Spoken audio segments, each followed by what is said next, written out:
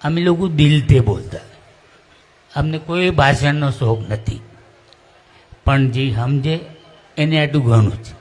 અને આપણો સમાજ અભણ, ભોળો અને શિક્ષિત નથી.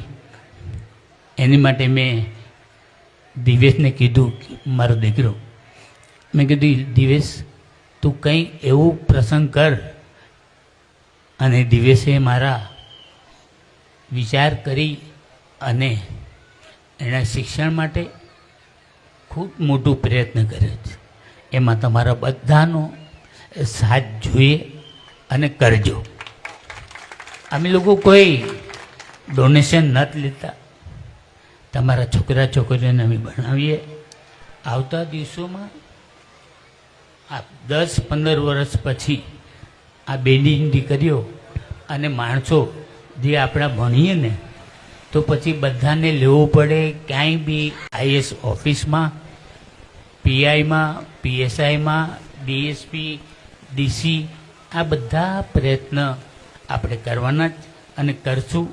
હું જ્યાં સુધી જીવી ત્યાં સુધી આપણા સમાજને હું કોઈ દી નહીં